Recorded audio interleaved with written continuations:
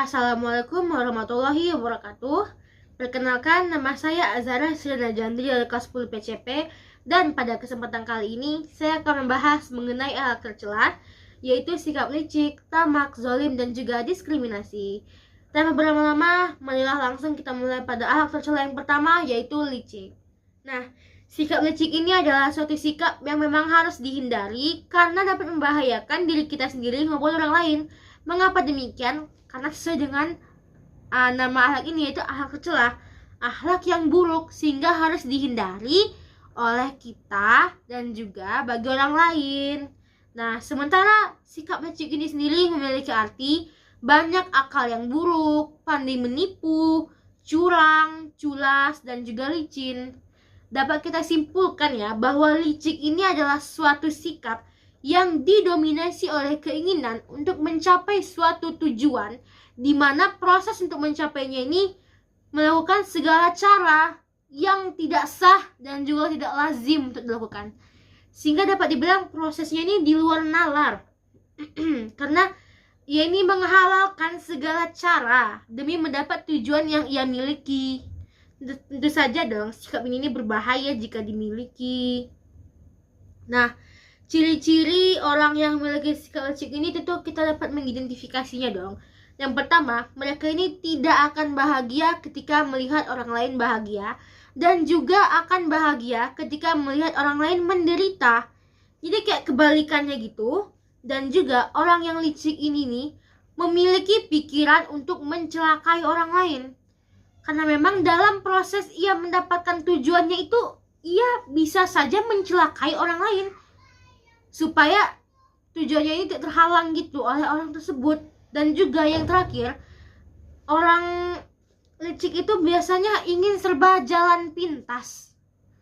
Jadi ia tidak harus melalui proses yang rumit, panjang gitu. Karena memang tentu saja dia mudah dong mendapatkan jalan pintas ini, karena cara yang ia lakukan pun tidak lazim, di luar nalar tadi. Nah, sikap licik ini tentunya dapat membawakan bahaya bagi orang lain maupun diri sendiri.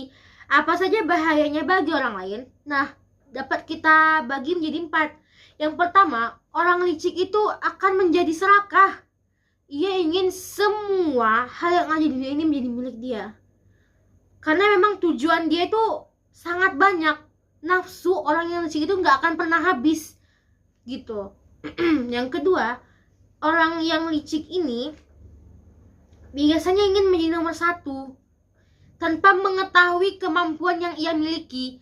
Meski mungkin kemampuan yang ia miliki hanya sebatas ini, dia itu pengen tujuan yang ini, dia pengen jadi nomor 1 juga. Tapi ia pasti bisa mendapatkannya, karena cara yang ia harus lalui itu cara yang sangat tidak sah, cara yang tidak lazim. Dan juga orang licik ini cenderung kurang iman, karena memang sama seperti tadi, proses yang ia lakukan ini kan tidak sah kan, otomatis melanggar perintah agama. Jadi cenderung menjadi kurang iman gitu, tidak mempercayai Allah Subhanahu wa taala. Dan juga yang terakhir, orang licik ini biasanya seperti benalu. Ia akan mendekat kepada orang lain jika butuh, dan akan pergi ketika tidak butuh lagi.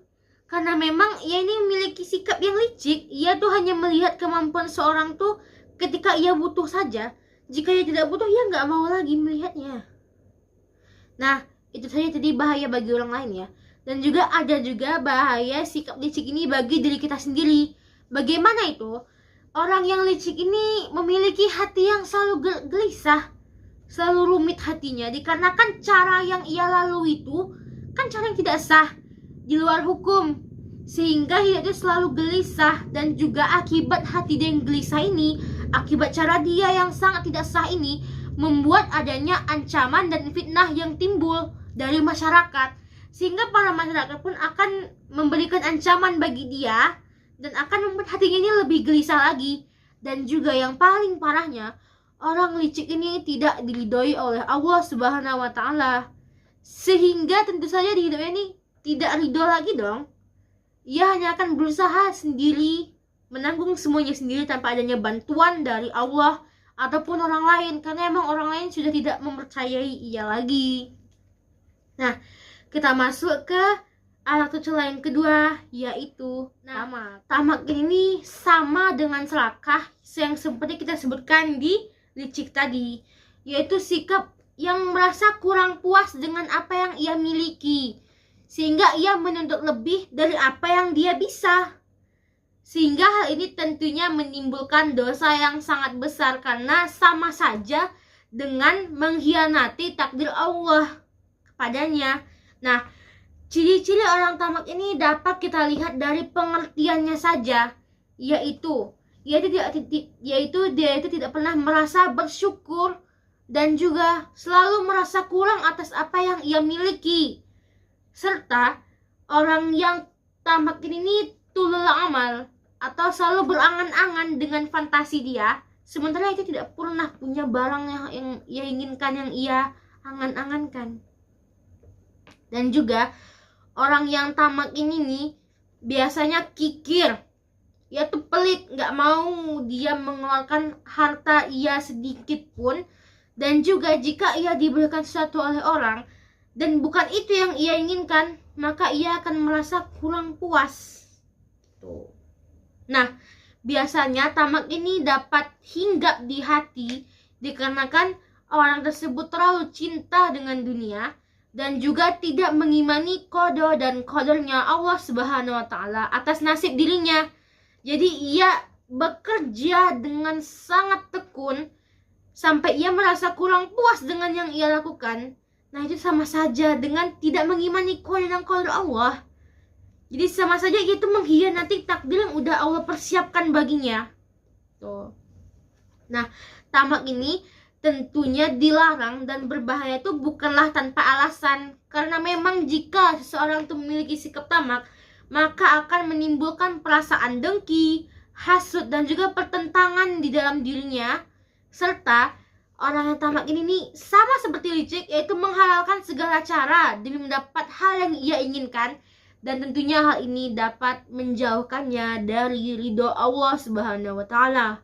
Nah, selanjutnya cara menghindari sikap tamak. Hal ini bisa dilakukan ya jika kita tuh mungkin ada 3 aspek, yaitu kesabaran, keilmuan, dan juga keamalan. Jika kita beramal, kita berilmu, kita tuh sabar, bisa kita tuh, insya Allah bisa. Dan juga bisa dibilang menghindari sikap tamaknya cukup dengan yakin. Jika kita tuh mendapat hal yang sudah kita punya gitu, yang sudah ditetapkan oleh Allah Subhanahu wa taala. Jadi kita cukup bertawakal dan juga berikhtiar. Dan juga jangan lupa qanaah. Sehingga apa yang kita miliki pun memang benar-benar hak punya kita. Gitu.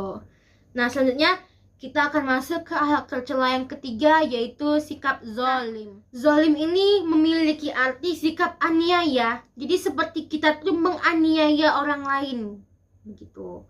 Nah, sikap zolim ini nih menurut Khulafaur Rasyidin terakhir yang keempat, Khalifah Ali bin Abi Thalib, ia mengatakan bahwa zolim itu dapat dibagi dalam 3 aspek, yaitu kezaliman terhadap Allah Subhanahu wa taala, dan zalim terhadap diri sendiri, serta yang terakhir zalim terhadap sesama manusia. Nah, kita masuk ke yang pertama, yaitu kezaliman terhadap Allah Subhanahu wa taala, atau yang bisa juga disebut zalim atau syirik. Nah, maksud kita zalim terhadap Allah ini, kita tidak percaya bahwa Allah itu adalah Tuhan yang Maha Esa. Jadi kita tuh, jadi orang yang zalim itu tuh menyatakan bahwa Allah itu tuh bukan hanya dia saja Tuhan. Ada juga Tuhan-Tuhan lain yang diciptakan oleh Allah Subhanahu wa taala. Jadi sama saja jika orang yang mengimani selain Allah itu dapat dibilang jika orang itu meninggikan hal yang sesama dia, sama manusia, seperti itu. Dan juga syirik ini dapat dikatakan kepada orang yang mengatakan bahwa Allah itu tidak yang maha kuasa, sehingga ia membutuhkan para pembantu-pembantu untuk lebih mendekatkan para manusia kepada dirinya. Hal ini disebut dengan sikap zalim terhadap Allah Subhanahu wa taala, dan memang tidak boleh sekalipun kita miliki. Yang kedua yaitu sikap zalim terhadap diri kita sendiri. Maksudnya bagaimana? Maksudnya adalah kita melakukan suatu perbuatan yang sangat tidak baik, dan hal ini merugikan diri kita sendiri. Contohnya itu meninggalkan sholat. Hal ini berarti kita zalim terhadap diri kita sendiri. Kita membuat diri kita sendiri dalam bahaya. Nah, yang terakhir tuh zalim terhadap sama manusia. Ya sama sesuai dengan namanya. Berarti kita tuh menaruh zalim kita tuh kepada orang lain, sehingga kita menganiaya mereka. Dan juga orang zalim ini biasanya suka membalikkan fakta, sehingga pun orang lain akan juga merasa benci terhadap orang yang zalim ini benci. Jadi memang sikap zalim ini memang sangatlah berbahaya, karena memang tidak akan pernah orang zalim itu dapat ridho Allah. Namun ada juga zalim yang dapat dimaafkan, yaitu ya zalim terhadap diri sendiri tadi, karena dia bisa berubah. Nah, kita masuk ke akhlak tercela yang terakhir, yaitu akhlak diskriminasi, atau yang bisa juga kita bilang seperti sikap bully. Nah, diskriminasi ini berasal dari bahasa Inggris discriminate, yang berarti membedakan. Dapat kita ambil dari pengertiannya ini bahwa diskriminasi ini adalah suatu sikap saling membedakan berdasarkan rasnya lah, suku, bahasa, bangsa, budaya, agama, gender, ataupun profesi. Pokoknya apa yang bisa dibedakan antara orang tersebut. Suatu tubuh pun juga dapat digolongkan sebagai sikap diskriminasi jika itu dihina. Nah, tentunya diskriminasi ini membawa banyak perubahan buruk di masyarakat, dan juga jenis-jenis diskriminasi ini dapat dilihat melalui penyimpangan individu, dan dibagi menjadi 4 jenis diskriminasi, yaitu pembangkang, pelanggar, perusuh atau penjahat, dan juga munafik. Nah, yang disebut sebagai pembangkang ini adalah orang yang tidak menaati perintah orang tua untuk berubah, dan juga orang yang melanggar peraturan yang dibuat oleh masyarakat. Itu disebut sebagai orang yang pembangkang. Nah, sementara yang dianggap sebagai pelanggar adalah orang yang sudah melanggar atau menyimpang dari norma-norma hukum. Contohnya itu adalah sikap toleransi ya, norma-norma umum nih. Maksudnya norma umum. Nah, jadi ia tidak melakukan sikap tersebut dan malah melakukan hal sebaliknya yang tentunya saja menyakiti orang lain, mencelakakan orang lain, dan juga diri dia sendiri. Nah, yang disebut sebagai perusuh atau penjahat ini sama dengan pelanggar, namun di dalam aspek perusuh atau penjahat ini sudah melibatkan kerugian secara finansial maupun jiwanya. Jadi, jika pelanggar hanya melanggar, nah, di perusuh ini juga menimbulkan suatu hal yang dapat merugikan, mau baik itu harta, jiwa gitu, ataupun raga. Nah, sementara yang munafik ini nih ya, berkata tidak sesuai dengan perkataannya, melanggar janji, dan selalu berbohong. Itu disebut sebagai orang yang munafik. Nah, jadi jenis diskriminasi ada 4, dan selanjutnya kita akan masuk ke dampak negatif dari diskriminasi. Nah, tentu saja banyaklah dampak-dampak dari adanya diskriminasi ini. Namun beberapa di antaranya itu menghambat adanya kejayaan atau kedamaian di masyarakat, dikarenakan sikap diskriminasi ini akan menimbulkan pertentangan antara suku, ras, budaya tadi. Dan juga dengan adanya sikap diskriminasi ini, hal itu dapat menimbulkan suatu perusuhan, percekcokan, dan juga keruntuhan di masyarakat. Dan juga yang terakhir, sikap diskriminasi ini tentu saja bisa menjauhkan kita dari ridhonya Allah juga, sama seperti yang 3 tadi.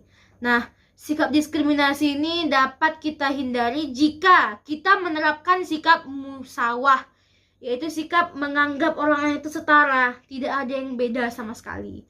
Dan juga sikap diskriminasi ini dapat dihindari jika kita memiliki 4T, ya ta'aruf, tafahum, ta'awun, dan juga takaful. Nah, ta'aruf ini ya saling mengenal, tafahum itu saling memahami, ta'awun itu saling menolong, dan tafakum itu tuh saling menjamin di antara sama sehingga merasa saling aman. Demikianlah penjelasan materi akhlak tercela yang disampaikan oleh saya.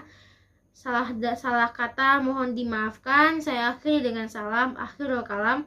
Wabillahi taufiq wal hidayah. Wassalamualaikum warahmatullahi wabarakatuh.